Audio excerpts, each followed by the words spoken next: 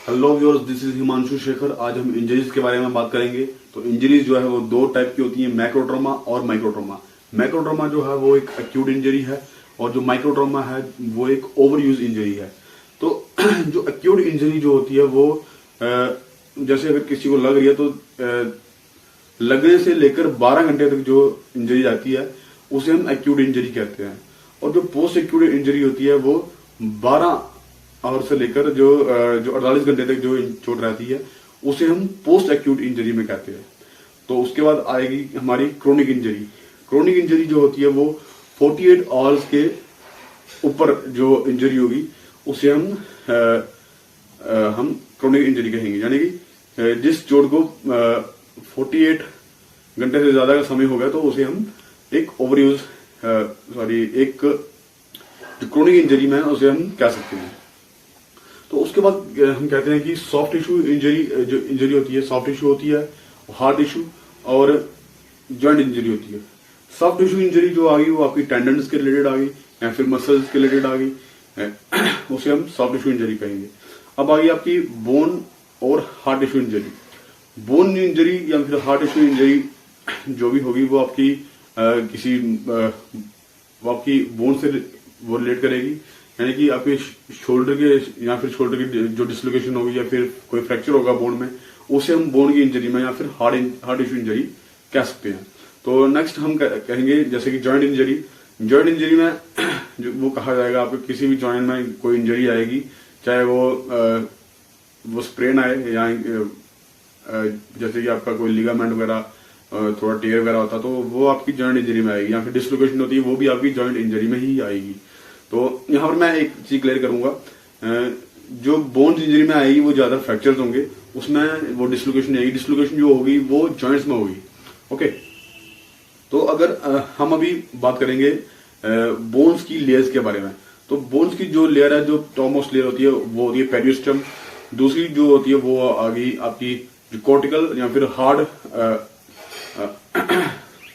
Bone, और उसके बाद आ गई आपकी जो कैल्केनस और जो स्पॉन्जी बोन होती है। तो उसके बाद लास्ट में जो आपके अंदर बोन के अंदर आता है वो आ गया बोन मैरो।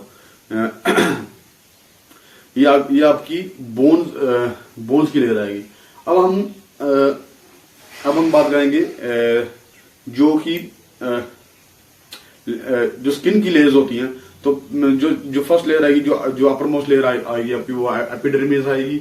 और फिर उसके बाद जो सेकंड लेयर होती है वो आएगी आपकी आएगी डर्मिस आएगी।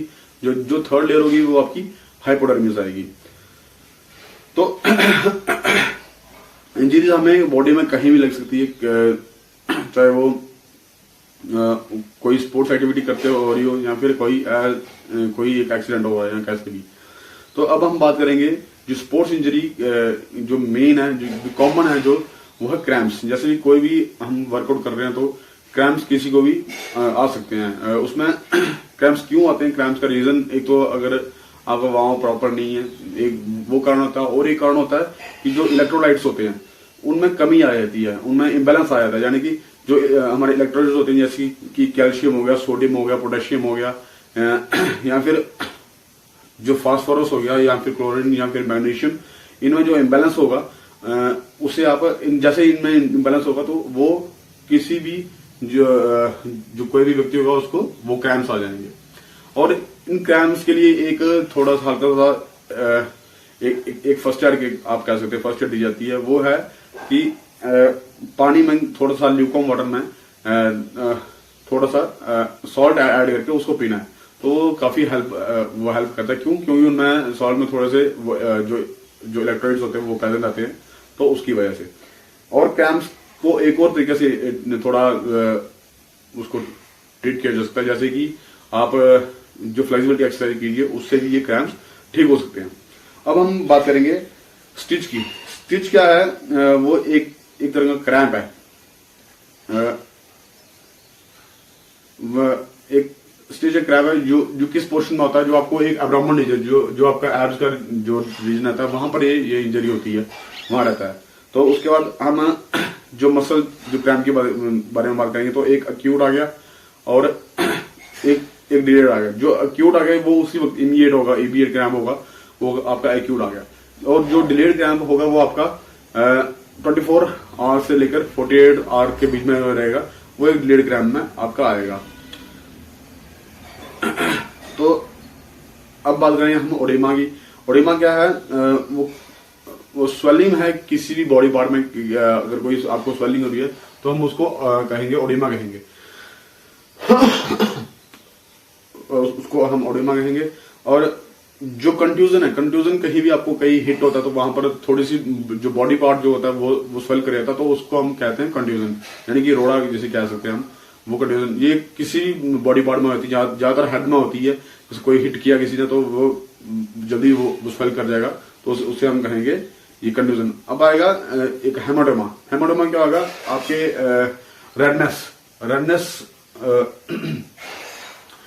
जो रेडनेस होगी आपकी जो किसी बॉडी पार्ट में, तो वो आपका हेमाटोमा आ जाएगा। हेमाटोमा के बाद में बारे में उसके बाद हम बात करेंगे स्ट्रेस फ्रैक्चर की। स्ट्रेस फ्रैक्चर कहाँ होता है?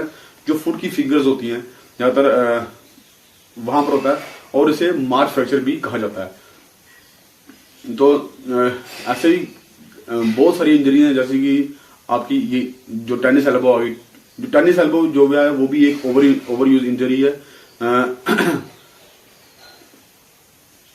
और ये ओवर यूज इंजरी है। और एक जो है गोल्फर एल्बो भी एक ओवर यूज इंजरी है, यानी कि एक इंजर्ड पार्ट को अगर हम फिर कोई एक्सरसाइज या वर्कआउट उस पार्ट से कर रहे हैं तो फिर हमें वापस वो इंजरी हो सकती है, तो उसे हम एक ओवर यूज इंजरी कह सकते हैं।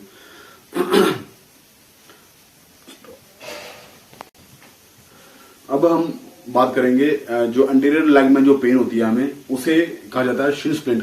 शिन स्प्लिंट भी एक ऐसी इंजरी है जो कि आपके जो आपकी जो शिन बोन होती है, जो टिबिया बोन होगी, वहां पर ये इंजरी आकर होती है। तो इसके लिए थोड़ी डिफरेंट एक्सरसाइजेज हैं। इससे थोड़ा ये बचाव के लिए या फिर इसको ट्रीट करने के लिए, इसको अगर ट्रीट करना तो आप जो क्रायोथेरेपी की हेल्प ले सकते हैं, या फिर आइसिंग जो प्राइज मेथड होता है उससे भी थोड़ा इसको ट्रीट किया जा सकता है। तो अब हम बात करेंगे जो ब्लिस्टर की, जो छाले पड़ते हैं। छाले अगर जैसे कि आपका शू है या फिर कोई अगर शू थोड़ा टाइट है तो उससे आपको छाले पड़ सकते हैं। या फिर आप ऐसे ग्लव्स यूज कर रहे हो जो किसी, जैसे कि आप क्रिकेट खेल रहे हो, तो उस वक्त ही अगर वो जो ग्लव्स है वो टाइट है तो आपको वो छाले पड़ सकते हैं, उनकी संभावना ज्यादा रहेगी पड़ने की। तो अब हम बात करेंगे कैलस। कैलस क्या है? एक फुट की इंजरी है। जो क्या होता है, जो नीचे से जो उसकी स्किन होती है वो हार्ड हो जाती है, काफी हार्ड हो जाती है। तो एक एसिड इंजरी में भी आती है, तो इसे हम कहते हैं कैलस। तो नेक्स्ट है कॉर्न।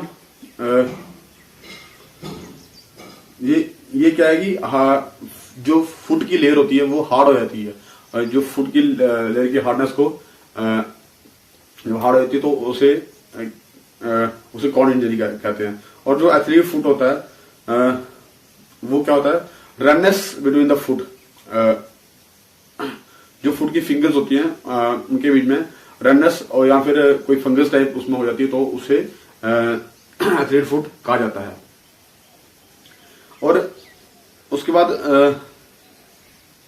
जैसे कि हम स्पेसिफिक इंजरीज के बारे में जिस कैटेगरी जो कि ओवर यूज इंजरी जाती है, उसमें से आपका एक आ गई टेनिस एल्बो और एक आ गई आपकी जो गोल्फर एल्बो होती है। ये दोनों एक ओवर यूज इंजरी है। जैसे मैंने पहले बताया आपको कि अगर हम आपको हल्की सी इंजरी हुई है तो अगर आप वापस उसकी कोई केयर किए बिना आप फिर से वापस प्रैक्टिस करते हो या खेलते हो, तो वो उसकी संभावना ज्यादा रहती है इंजरी की, कि वो जैसे ही बार बार वो रिपीट होगी अब वो इंजरी, तो वो आपकी एक ओवर यूज इंजरी में वो कन्वर्ट हो जाएगी। और जो गोल्फर एल्बो भी वो सेम है, इसी की तरह एक इंजरी है।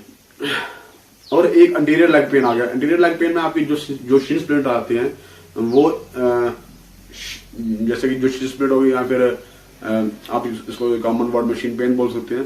तो ये सभी जो एंटीरियर लेग है जो कि टिबिया बोन के ऊपर या फिर टिबियालिस मसल के आसपास जो एरिया रहता है वहां पर ये इंजरी होती है।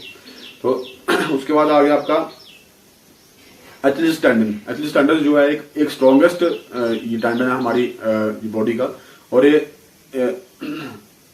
हील से लेकर एडी से लेकर काफ मसल तक ये टेंडन रहता है। इसका नाम है एचलिस टेंडन। और उसके बाद आ गया आपका स्ट्रेस फ्रैक्चर। स्ट्रेस फ्रैक्चर जो है जैसे कि मैंने पहले बताया था कि मार्च फ्रैक्चर को ही हम स्ट्रेस फ्रैक्चर कह देते हैं, तो ये स्ट्रेस फ्रैक्चर में आ जाता है। तो वुंड की बात करेंगे, वुंड डिफरेंट टाइप की, जैसे कि पंचर हो गया, तो इंसिजन हो गया, लैसरेशन हो गया, और एब्रेजन और एब्ल्यूजन। तो ये सभी अलग अलग तरह के वुंड्स हैं। जो कि पंचर हो गया, कहीं बिल्कुल कोई बॉडी पार्ट है, वहां पर बीच में कोई भी ऑब्जेक्ट अगर इंसर्ट होगा तो वो वहां से पंचर रहेगा और ब्लड वगैरह बाहर निकल आएगा, तो उसे हम कहेंगे पंचर। और जो इंसिज्ड होगा वो कोई भी एक डीप कट होगा या कोई जहाँ कोई हल्का कट होगा, स्पेशली जो हल्का कट होगा उसे हम इंसिज बाउंड कहेंगे। और उसके बाद आ गया आपका ये लैसरेशन। लैसरेशन होता है वो एक डीप कट रहता है, जैसे कि किसी को कोई ब्लेड के साथ कट लग रहा है, कोई डीप कट लग रहा है, तो उसे हम लैसरेशन कह सकते हैं। नेक्स्ट है आपका एब्रेजन। एब्रेजन किसी भी बर्न को या फिर हल्की कोई रगड़ बची या कोई खरोच आ गई है, तो उसे हम एब्रेजन में इससे काउंट कर सकते हैं। ये भी एक बोन है। और लास्ट जो है आपका वो है एब्रेजन फ्रैक्चर। इसके बाद हम करेंगे बात है जो आपकी हेड की इंजरीज होती है। हेड में डिफरेंट तरह की इंजरीज आपकी रहती हैं, जैसे कि डिप्रेस फ्रैक्चर हो गया, या फिर एब्रेजन हो गया, बॉयल हो गया, cut, contusion, brain compression, burner injury, या फिर बर्नर इंजरी को एक स्टिंगर भी कहा जाता है। तो ये सारी हमारी जो इंजरी है ये हेड की इंजरीज है। और इसके बाद करेंगे हम जो लिगामेंट की जो इंजरीज होती है उसके बारे में बात करेंगे। एसीएल हो गया कि एंटीरियर क्रूशियल लिगामेंट, या पीसीएल पोस्टीरियर क्रूशियल लिगामेंट, या फिर जो एलसीएल होता है या फिर जो मीडियल मेनिकस जो डैमेज होता है, ये सारी क्या इंजरीज हैं, ये हमारे जो लिगामेंट की वो इंजरीज है। लिगामेंट हमारे जॉइंट्स में ये प्रेजेंट रहता है, हर जॉइंट में एक लिगामेंट प्रेजेंट रहता है। क्यों इसका काम क्या होता है, ये हमारी हड्डियों को जोड़ के रखता है। हड्डियों को एक ऊपर कवरिंग होती है, उसे हम लिगामेंट कहते हैं। अगर आपका लिगामेंट किसी बॉडी पार्ट का टेयर हो रहा है तो फिर वहां पर डिसलोकेशन की संभावना बढ़ जाती है। तो उसके बाद आपकी आ गई, जैसे कि अगर कहा जाएगी, अगर आपको कोई एग्जाम में क्वेश्चन आता है कि जंपर नी किसे कहा जाता है, तो जंपर नी जो पटेला है, जो आपकी नी कैप है, उसको ये वहां पर होता है। और जो पटेला है ये भी आपका एक टेंडन है। उसके बाद हम करेंगे जो फ्रैक्चर्स हैं। फ्रैक्चर्स भी काफी सारे फ्रैक्चर्स हैं, जिसमें कि ओपन क्लोज ये फ्रैक्चर आ जाते हैं। इसमें कि सिंपल फ्रैक्चर है, कंपाउंड फ्रैक्चर है, और कॉम्प्लिकेटेड फ्रैक्चर है, तो कम्यूटेटिव फ्रैक्चर है, और ये impacted depressed, green stick, pathological, avulsion और स्ट्रेस फ्रैक्चर, ये डिफरेंट तरह के ये फ्रैक्चर्स हैं। इसमें कि जो सिंपल फ्रैक्चर है वो एक क्लोज फ्रैक्चर है। इसमें कोई बाहर का कोई वो वुंड नहीं शो करता है, बिल्कुल क्लोज रहता है। अंदर से हड्डी जो है वो टूट जाती है, लेकिन बाहर कोई गाव शो नहीं करेगा, कोई वुंड शो नहीं करेगा। तो नेक्स्ट जो है वो आपका कंपाउंड फ्रैक्चर। कंपाउंड फ्रैक्चर जो एक ओपन फ्रैक्चर है, इसमें आपको दिखाई देगा, सामने दिखाई देगा भाई ये जो आपकी जो बोन है वो फ्रैक्चर हो चुकी है, और ऊपर शायद एक वुंड हो जाता है इस फ्रैक्चर में, जो ओपन फ्रैक्चर यानी कि जो कंपाउंड फ्रैक्चर होता है। उसके बाद हम बात करेंगे कॉम्प्लिकेटेड फ्रैक्चर की। तो कॉम्प्लिकेटेड फ्रैक्चर क्या होता है, जो हमारे अगर मुझे कोई इंजरी होगी, यहाँ पर कोई इंजरी होगी है ये कोई डायफ्राम के पास, यहाँ की कोई बोन मेरे कोई इंटरनल ऑर्गन में घुसे, जैसे कोई अगर लंग में घुसे किसी, तो उसे हम कहेंगे कॉम्प्लिकेटेड फ्रैक्चर। यानी कि जो ये वो फ्रैक्चर है जो किसी भी हड्डी के टूटने पर आपके इंटरनल ऑर्गन में वो हड्डी घुस जाए, तो उसे हम कॉम्प्लिकेटेड फ्रैक्चर कह सकते हैं। नेक्स्ट है आपका कम्यूटेटिव फ्रैक्चर। कम्यूटेटिव फ्रैक्चर में क्या आता है, आपकी जो बोन है वो एक बोन काफी सारे पीसेस में टूट काफी सारे पीसेस में टूट जाती है, तो हम उसे कॉम्प्लिकेटेड उसे हम कम्युनिकेटेड फ्रैक्चर कह सकते हैं। नेक्स्ट है इम्पैक्टेड फ्रैक्चर। इसमें जो इम्पैक्टेड फ्रैक्चर है, इसमें जो आपकी हड्डी है, एक हड्डी में दूसरी हड्डी वो घुस जाती है, वो टाइम इंटू मतलब एक हड्डी में दूसरी हड्डी वो घुस जाएगी, तो उसे हम इम्पैक्टेड फ्रैक्चर कहेंगे। नेक्स्ट आपका आएगा डिप्रेस फ्रैक्चर। डिप्रेस फ्रैक्चर जो है वो आपकी एक हेड की इंजरी है। तो ये जैसे कि ये ड्यूरामेटर और एर्चोनाइड और पायामेटर, ये एक ब्रेन की इंजरीज है, यहाँ पर ये ज्यादातर होता है डिप्रेस फ्रैक्चर। तो नेक्स्ट बात करेंगे हम ये ग्रीन स्टिक फ्रैक्चर जो है वो यंग इन्फेंट्स में या फिर जो अंडर 14 जो एज ग्रुप में जो बच्चे जो चिल्ड्रंस होते हैं उनमें ये ग्रीन स्टिक फ्रैक्चर रहता है ज्यादातर। नेक्स्ट आ गया जो पैथोलॉजिकल फ्रैक्चर है। ये अगर किसी कोई भी यहाँ पर डिजीज बोन है, वहां पर कोई फ्रैक्चर होता है तो उसे पैथोलॉजिकल फ्रैक्चर कहा जाता है। नेक्स्ट आ गया हमारा एवोल्यूशन फ्रैक्चर। एवोल्यूशन फ्रैक्चर एक चिप्स की तरह एक टुकड़ा इसका बन जाता है, वो टूट जाता है उसमें, तो इसे ये एवोल्यूशन फ्रैक्चर कहते हैं। नेक्स्ट आपका आ गया स्ट्रेस फ्रैक्चर, जिसे कि हेयरलाइन फ्रैक्चर भी कहा जाता है। इसमें क्या होता है कि बोन में कोई हल्की सी दरार आ जाती है किसी बोन में, तो बिल्कुल माइनर सी दरार आती है, तो उसे हम स्ट्रेस फ्रैक्चर कहते हैं। तो व्यूअर्स, ये थी हमारी आज की वीडियो। तो नेक्स्ट वीडियोस देखने के लिए आप हमारे चैनल को सब्सक्राइब जरूर करें। डिफरेंट तरह की जितनी भी वीडियोस हैं हम लेते जाएंगे। कोई भी क्वेरी है, कोई भी क्वेश्चन है इस वीडियो के रिलेटेड, आप कमेंट्स में पूछ सकते हैं। तो थैंक्स फॉर द वॉचिंग। जय हिंद, जय भारत।